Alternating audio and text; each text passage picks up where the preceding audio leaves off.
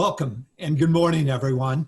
I'm Rand Fisher, President of the Iowa Area Development Group, and I want to welcome you to the kickoff of the IADG Partners Forum. We call this the Partners Forum for a good reason. Our invite list is just that, partners in economic development from across the state who work together to advance business and community development.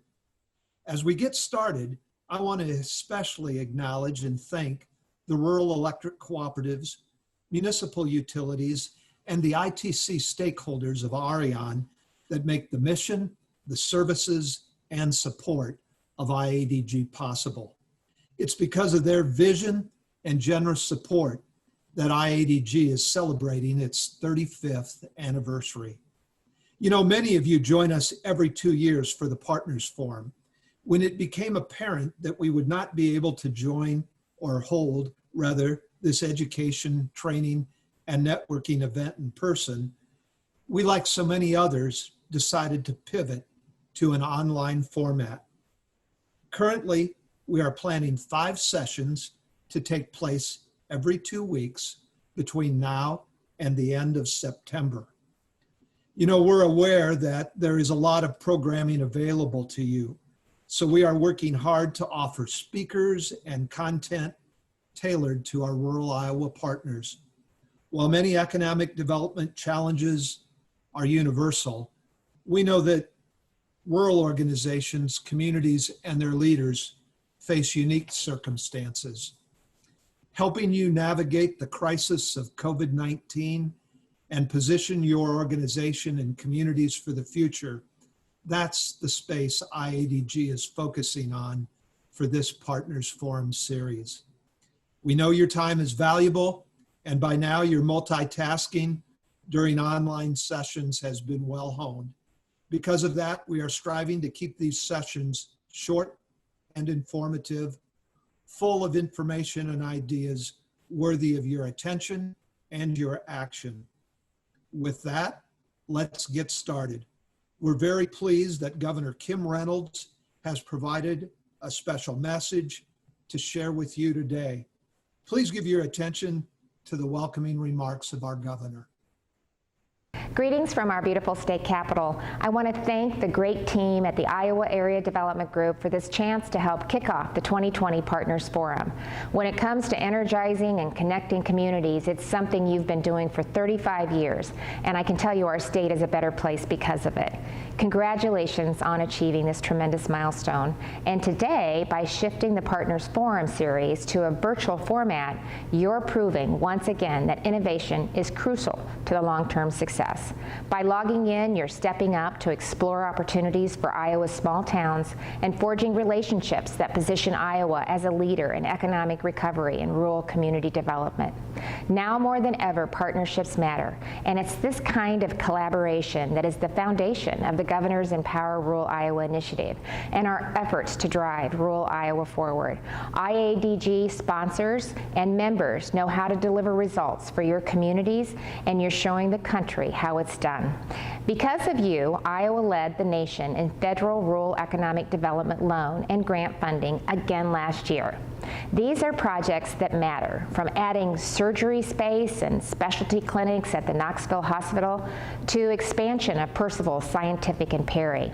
The grants not only deliver great services to small towns, but they also connect Iowans with cutting-edge careers. And you're off to a great start in 2020 with 13 awards totaling over $9 million. By attending this virtual forum, you're putting yourself in a tremendous position to spread this momentum across our state. As I continue my 99-county tour, I'm extremely proud of the creative ways our small businesses, local leaders, and area nonprofits have come together with effective solutions to meet the challenges of COVID-19. That's exactly what makes our state like no other place, and that's our people. Together, we're stronger, and I'm grateful for your partnership as we move Iowa forward. Thank you again, and enjoy the forum. Well, Governor Reynolds, like most of you, was looking forward to spending time together today.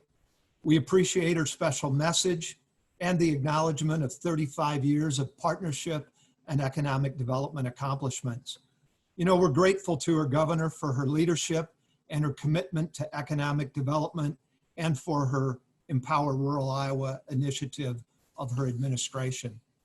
And I should also add our gratefulness to all of you once again for joining us today and making the IADG Partners Forum a priority.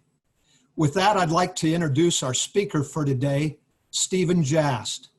Stephen founded ROI Research on Investment in February of 2003. As president of ROI, Steve has led the growth of the company from a two-person startup to a Profit Magazine Hot 50 company, ranking as Canada's 26th fastest growing company in 2007. In 2008, Steve was recognized as a finalist in the Ernst & Young International Entrepreneur of the Year competition. Steve is a recognized thought leader on best practices related to investment attraction, business retention and expansion, as well as advanced lead nurturing and engagement techniques for economic development organizations. In 2015, Stephen founded Gazelle AI, the world's first AI-powered business intelligence platform built to identify growth companies. In 2019, Steve was again nominated as a finalist for the Ernst & Young International Entrepreneur of the Year Award, and Gazelle AI was honored as Canadian AI Company of the Year. You know, I truly wish we were all together to give Steve Jast a warm Iowa welcome. I guess you'll have to leave that to me. Here is Steve Jast to kick off our 2020 IADG Partners Forum. Steve? So it certainly is wonderful to be here this morning, and thank you so much for that introduction. Rand and Kay both, I know you've worked tirelessly on putting on this webinar series, and I'm so honored to be your first speaker here today to discuss a very important topic where we've been getting a lot of attention as it relates to folks asking about prospecting and business attraction during these changing times. So I guess without any further ado, let's kick off the presentation. I know that we're going to try and keep the session in and around an hour, maybe 5 minutes over here or there. So I'll try and keep my bit of the presentation to about 35, 40 minutes. And then after that, I believe we'll have a Q&A. Rand and Kay, I believe you mentioned that you'll be forwarding a copy of this recording to the folks who are participating today. I'll share my email address and my contact information at the end of the presentation in case anybody wants to contact me down the road. So let's get started. As we all know, reopening the economy is a crucial and complex issue involving a range of risks and uncertainties, difficult judgments and trade-offs. The COVID crisis is going to fundamentally change how we conduct economic development. My goal today is to highlight some of the key data points, tactics, and trends useful to building a foundation for our recovery. So let's start off by taking a look at some basic economic indicators. The global economy will shrink by 4.9% this year in a baseline scenario, which assumes that the pandemic fades in the second half of 2020. The global economy is projected to grow by 5.8% in 2021. For the US alone, GDP will shrink by 8%, which is a revised number, in 2020, returning to 4.7% growth the next year. From a trade perspective, estimates are that worldwide trade will drop by 11% this year. Trade has already been slowing in 2019 before the pandemic due to trade tensions and weakening economic growth. In looking at the chart, future trade performance will likely follow one of two scenarios. The first shows a sharp drop in trade, followed by a recovery starting in the second half of 2020. This is depicted by the gray solid line. The second scenario is a bit more pessimistic, with a steeper initial decline and a more prolonged and incomplete recovery, illustrated by the solid pink line. Under the optimistic scenario, the recovery will be strong enough to bring trade close to its pre-pandemic trend, represented by the dotted yellow line, while the pessimistic scenario only envisages a partial recovery. From a national debt perspective, The $2 trillion in counting relief plan is expected to drive up debt sharply, especially as GDP shrinks, as we just talked about. The federal debt to GDP ratio could rise to over 100% by the end of 2021, which would be the highest level ever, higher than post-World War II, potentially rising to 107% by 2025. From an initial jobless claims perspective, the number of Americans filing for unemployment benefits came in at 1.3 million for the week ending July 4th. So now this is down 1.41% over the prior week. This brings the total since March 21st to 50 million. From a jobs perspective, there are some positive signs. Continuing jobless claims decreased to 18 million, pretty much on the nose, in the week ended June 27th, from a peak of 25 million on May 29th. From an FDI perspective, so foreign direct investment, UNCTAD estimates that global FDI could decline by up to 40% over the 2020 to 2021 period. Furthermore, in the first half of 2020, M&A activity, including cross-border M&A, dropped by about 70%.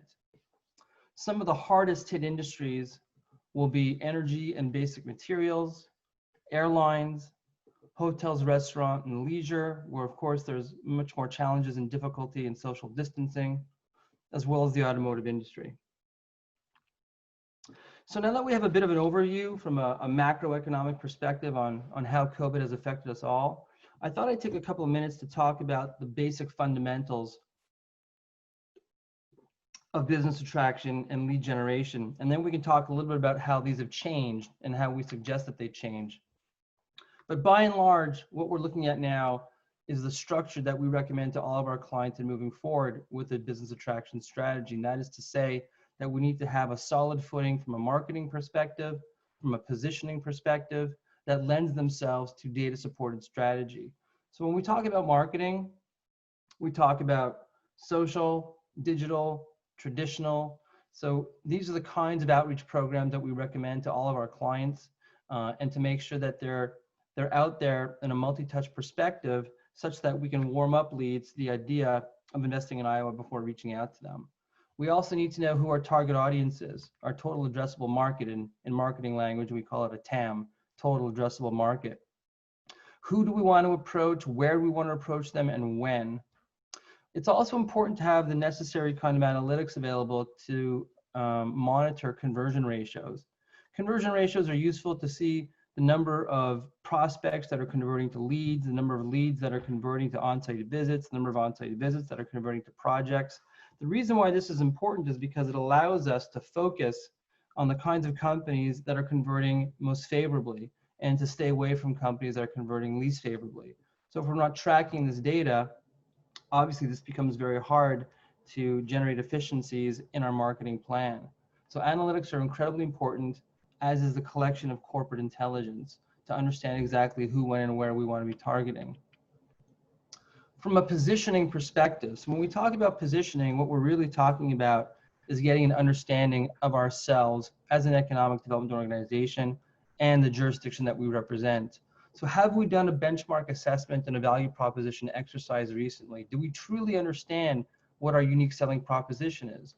If we don't know what our unique selling proposition is, it becomes exceedingly difficult to then communicate this to the outside world. So what are our strengths? This is what we need to lead with anytime that we're talking to a potential investor. Have we recently done a workforce analysis? Do we know what skill sets are most available? And do we understand the transferability of those skill sets in case we want to pivot and try and develop new clusters and go after new industries for our jurisdictions? We need to understand our industry strengths, do market research on those. We need to also understand who our individual clients are. And when we talk about our individual clients, we're talking about companies that are already in our jurisdiction. So a BR&E activity. Are they flourishing? Are they not? Are they contracting? Are they looking to grow? What are some of the barriers to triggers? What are some of the barriers and triggers locally to help them grow? And then of course, it's always very useful to execute a cluster analysis. What are the clusters that are present in our jurisdiction? What are the clusters that we can build? What are the clusters that we can hope to build? This is important because companies tend to like to be around like companies. So it's key to understand our skill sets, our assets, our companies. That gives us a clear vision as to our cluster strategy. Once we have our marketing and positioning ducks lined up, we can start talking about a data-supported investment attraction strategy, which always includes multi-touch outreach. So we talked a little bit about that in the marketing section a couple of slides ago. Multi-touch suggests that we reach out to companies by email, by social means, by telephone, with the goal of always warming up a lead before simply cold calling them, explaining to them who you are, what your value proposition is, and why you think doing business in Iowa makes a lot of sense for that company, and then reaching out to them. And the way that we warm that call up again would be through email, through social, through in-mail, in LinkedIn, etc. We can then go ahead and build a targeted company prospect list. So this would be a very narrowly defined number of companies that we think match the assets that we have in place. And when I say match, it means that they can take advantage of those assets to their best advantage and grow their businesses in Iowa. Gather business intelligence. So this really refers to reaching out to companies in that multi-touch approach and get an understanding if they actually have a plan to grow into the Midwest, if Iowa makes sense for them, score the companies based on that business intelligence that you're generating, and then seek face-to-face, or in today's environment, virtual meetings, which we call corporate calls, with those companies, and start the process of getting those companies into top of funnel for you as leads who can possibly invest into your jurisdiction. And of course, there's all kinds of data products out there. Gazelle is one of them, which helps identify fast growth companies based on machine learning and artificial intelligence. The fundamentals of site selection really haven't changed despite COVID. Some of the inputs into the site selection decision-making model may have changed, but essentially there's three pillars, three tenets that all companies are considering when considering any jurisdiction. These include speed, risk, and money. Speed typically relates to the amount of time it will take to get a facility up and running, from being a cost center to a profit center and earning income for the business. Every single company is risk averse. So we must be very upfront with any potential lead about the risk in your jurisdiction, not to hide it, but to actually present a mitigation plan and be very upfront with it. And you should never feel as though a risk is really a downside, because every single site in the world comes with an inherent some level of risk. So the idea here is, how do we mitigate risk? Because every company is extremely risk averse.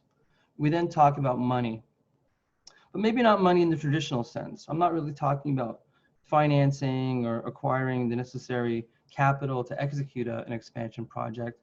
I'm talking about the amount that would be required to get the company up and running as quickly as possible, speed with as little risk as possible.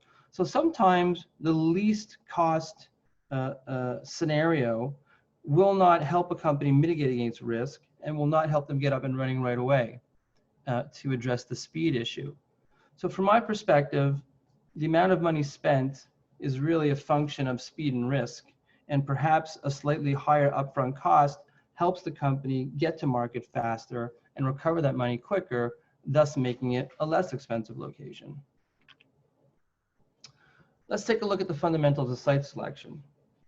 The blue star denotes where the economic development community typically gets involved with a company in their site selection decision-making model.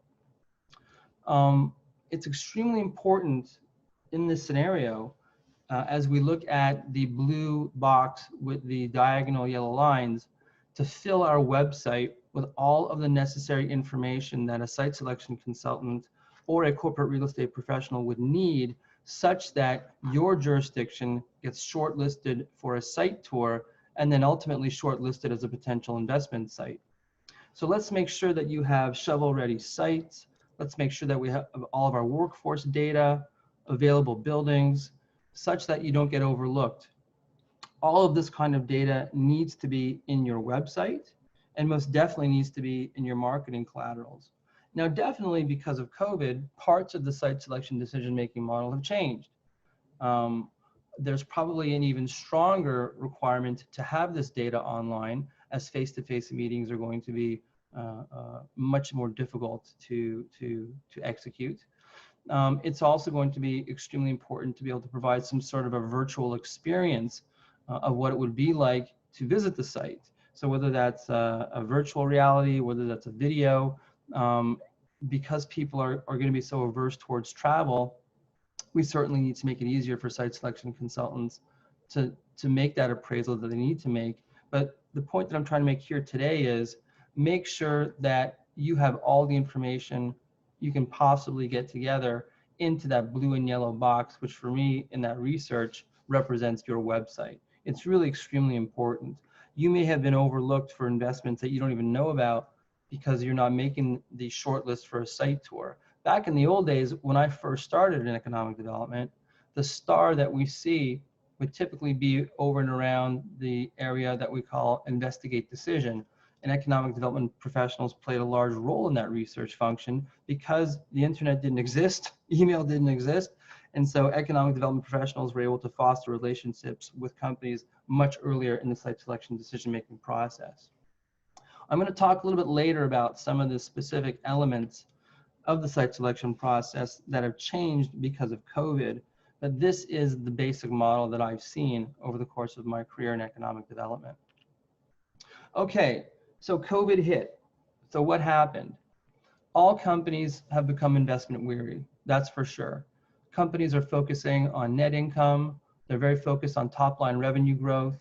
They're focusing on keeping cash on hand, keeping cash in reserve. They're looking more at regionalization strategies. They're reevaluating their value chains. And they're also looking at increased automation and digitization. This is a fact. When we add this to the fact that there will be a reduction in investment and in foreign direct investment, I think that if we look at a lot of the data from the Site Selectors Guild and other places, it's pretty clear that a sufficient number of companies have put the brakes on planned expansions. So there's definitely some that are still happening, but there are a large and significant number, upwards of 40%, who have delayed. So we take a look at the company's focus on net income and hoarding cash, plus a decrease in investment.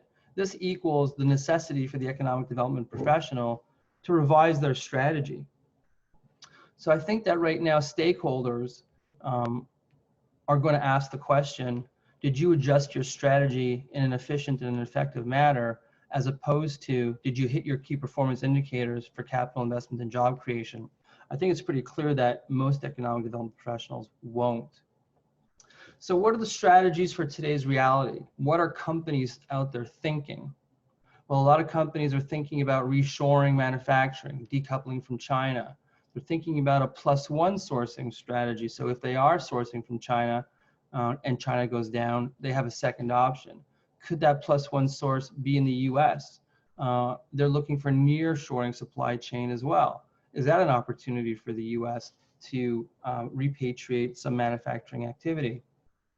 Companies are looking to mitigate risk in existing supply chains, so they're looking for multiple partners. So do you have potential partners for existing companies in your jurisdiction, making your jurisdiction an attractive location for future expansion?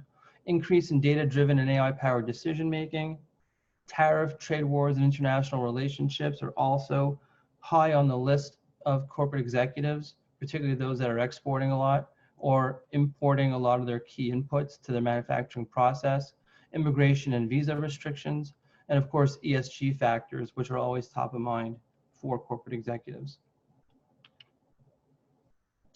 Companies are also very much considering employee safety measures. Employees that are working from home, is that here to stay? The footprint for office real estate will change, that is for sure. Even my own company, we're reconsidering the amount of square footage that we're going to need in a future office. Remote and virtual working models will proliferate due to the COVID response. Trend towards the suburbs and mid-sized cities are also becoming prevalent, as indicated by the latest Site Selectors Guild infographic. There will be massive investments in technology and digitization, massive investments in skills updating, particularly if we're hoping to repatriate Industry 4.0 type manufacturing in the US, where we don't have the kinds of training standards that exist in other countries. Worker productivity and output, of course, as we move towards this new working from home model. And then the availability of finance and credit. We don't know if that will become more difficult and how easy it will be for companies to access the kind of capital they need for future expansion. So what does this all mean for economic development professionals? Well, we need to verify that industry and geographic targets are still viable. Were you going after industries that are now suffering? And can you pivot towards industries that are now in growth mode where you may have the beginnings of a cluster? Track growth industries and those that are more resilient to the crisis. Reassess your budget. Did you have a lot of money earmarked for trade shows and travel that you now know you won't be using? What could you use those funds for? Keep your stakeholders in the loop, most definitely, particularly on your plans to pivot.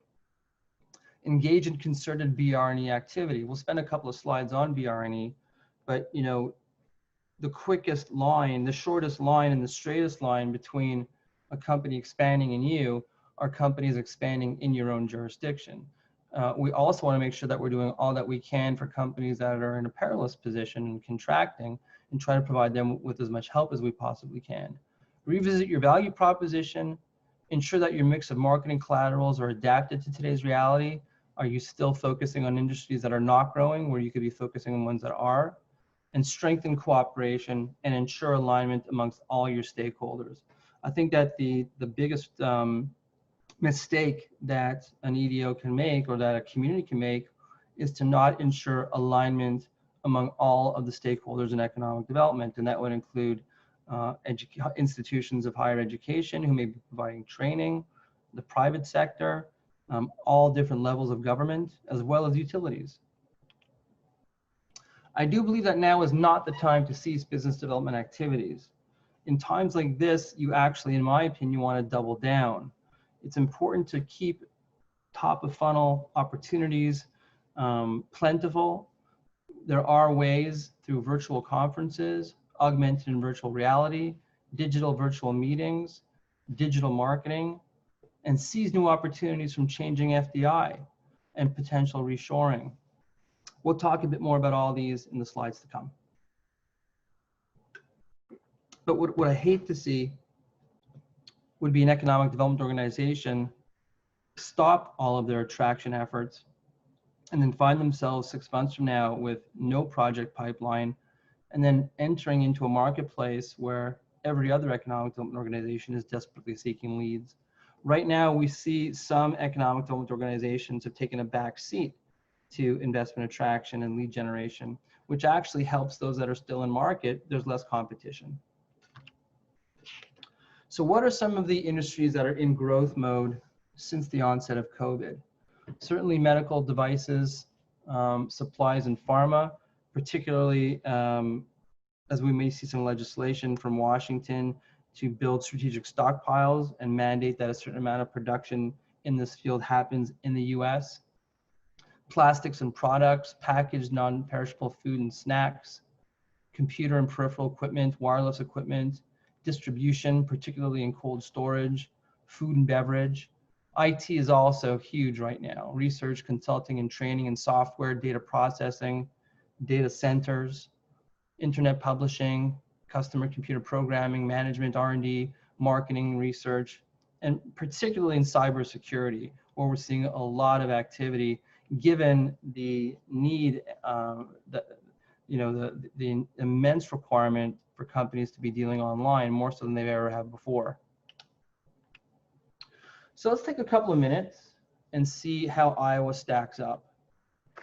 So the question is where does Iowa stand in all these trends? Each state and each region has its own story. So to provide a bit of context in terms of initial and continuing jobless claims as a percentage of the civilian labor force, as of June 20th, Iowa was at 9.4%, which is below the US average and ranks 21st amongst all states. Absolute number of initial claims have started to trend up again since the end of June as COVID transmissions have increased. When we consider the progress of our recovery, a useful measurement is to track new business applications, especially those that indicate payroll employment. These figures lend some insights into how entrepreneurs perceive the local economy and how confident they are in investing resources. New business applications with planned wages, as tracked by the Census Bureau on a weekly basis, have increased by 4.8% in the second quarter from the first quarter of 2020. Iowa has started to see some recovery in applications starting in mid-June, but has remained below the US average on a non-seasonally adjusted basis. But looking beyond the next couple of weeks, there are long-term opportunities to support any state and region with strategic business targeting. Relative to some of the key industries coming out of this pandemic, Iowa has widespread expertise in machinery and metalworking. These are key elements in many automation technologies. Iowa City is currently considered a hotspot for integrator companies and should work to build on this momentum.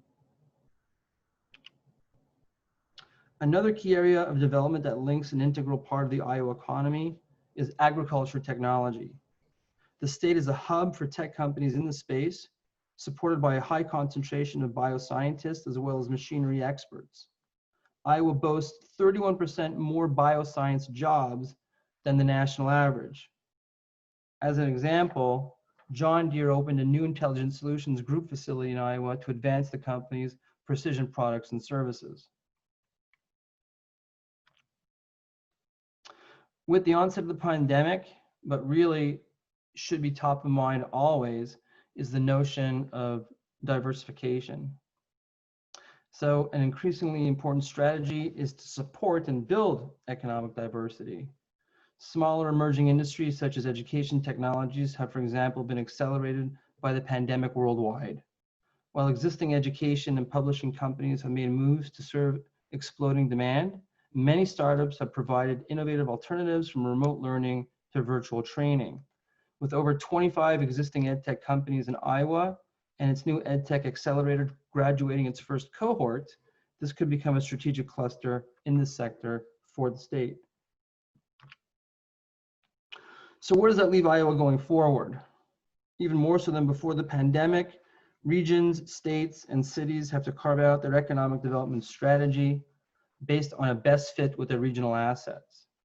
And with the many uncertainties and workforce fluctuations, regional approaches to business growth and attraction will prove to be more robust in my view. Now that we have an idea of the kinds of companies we want to attract, let's now review some basics of investment attraction. So how do we attract these companies? Well, from my perspective, when we build lists of targeted companies, we must diversify the list. We talked about diversification in terms of industry.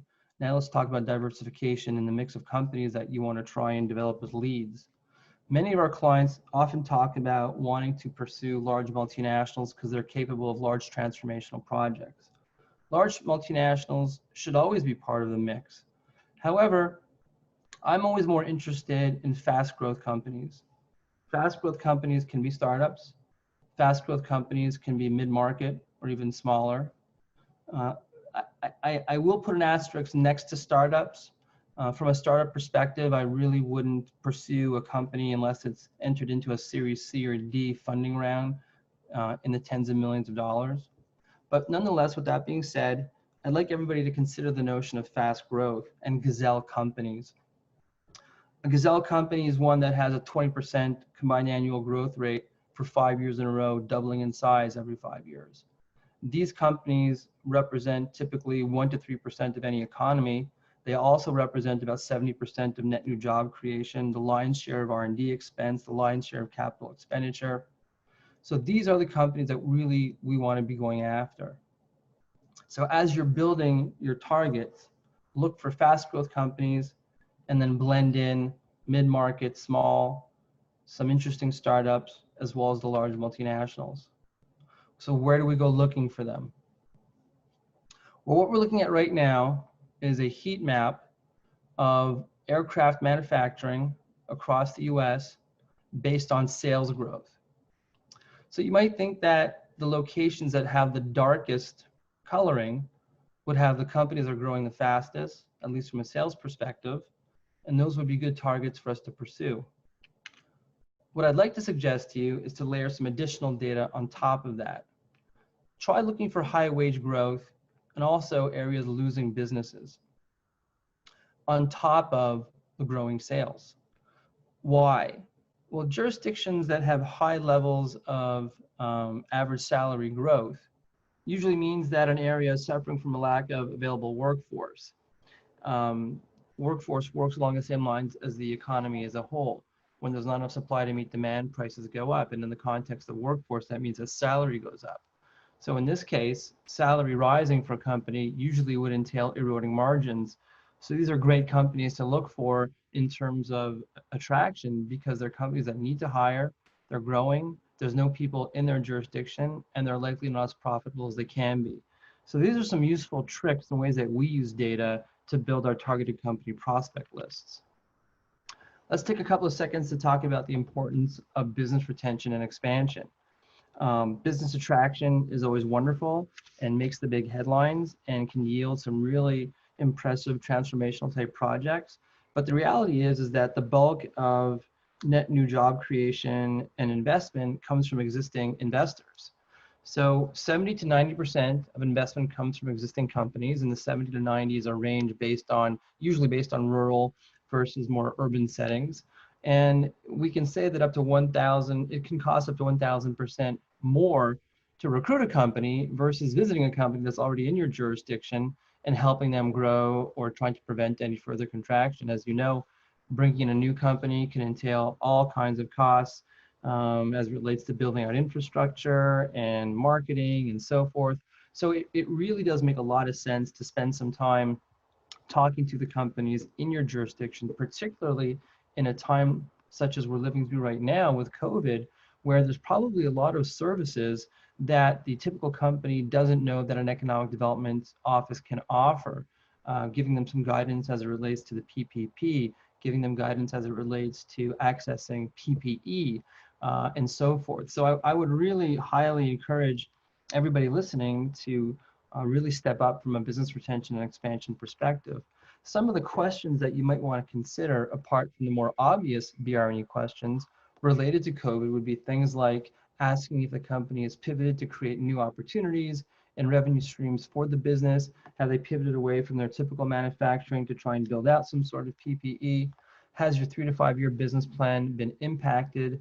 Has your view of urban areas versus smaller cities or rural areas as business locations changed? As we see from the Site Selectors Guild, there seems to be a real movement towards urban areas and smaller cities. How will employee safety and social distancing impact your space requirements? Does more flexible practices and home remote working impact your hiring and talent strategy?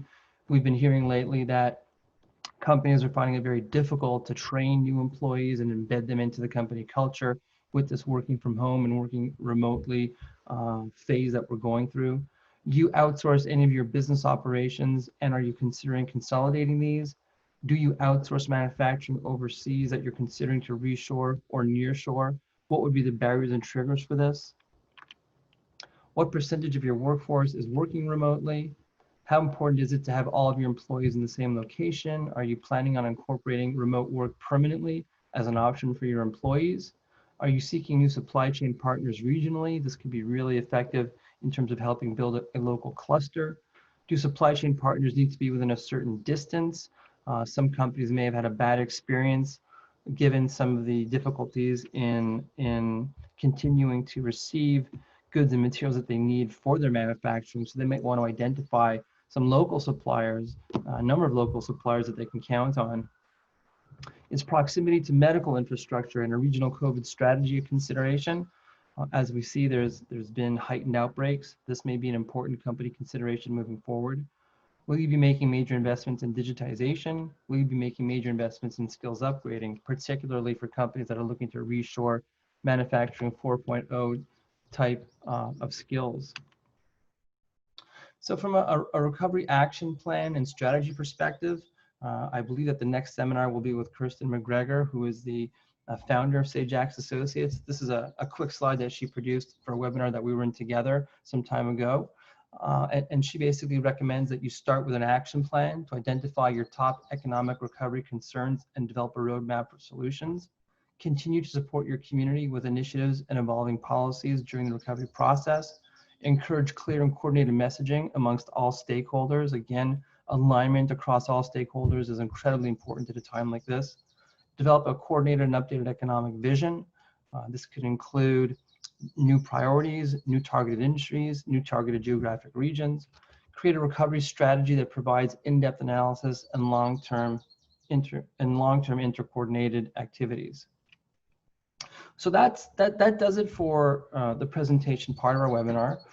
For those of you who might want some more information about rebooting your business attraction efforts, we recently published an ebook that is free.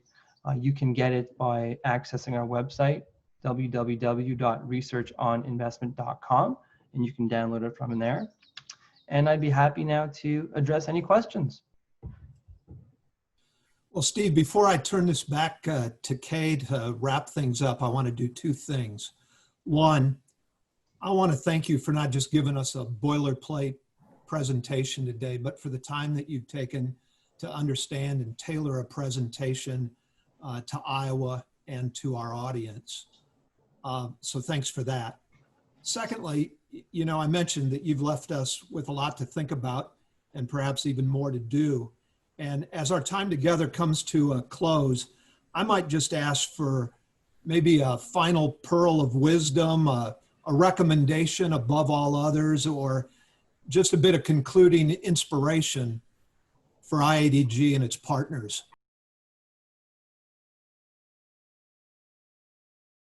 What the pearl of wisdom is that every time in our lives that presents challenges and problems equally represents opportunity.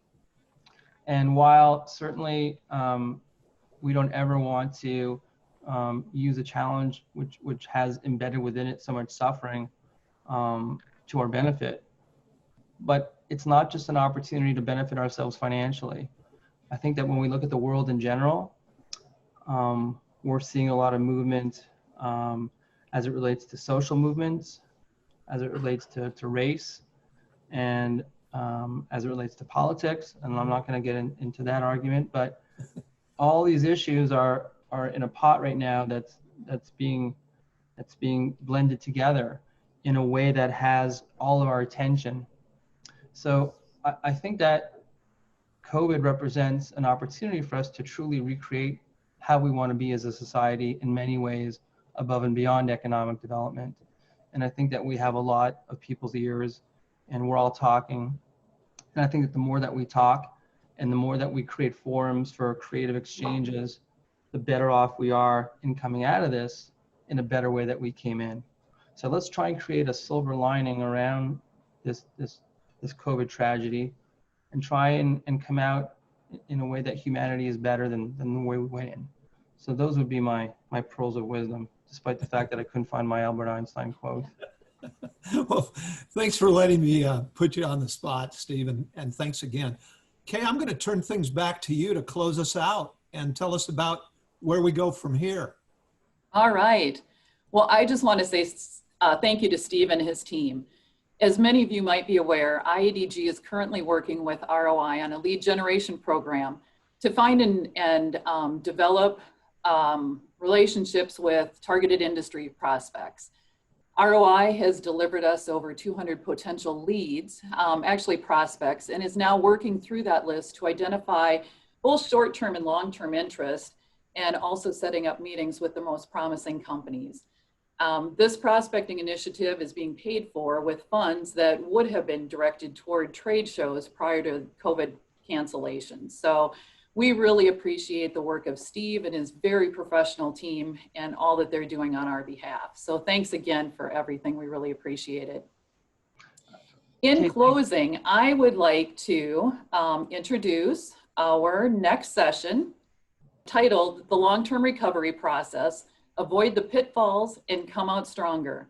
Whether it's a loss of jobs with localized layoffs, a natural disaster like tornado or flood, or the COVID-19 pandemic, economic development professionals, as all of you, know we're going to face a lot of challenges coming up in the future.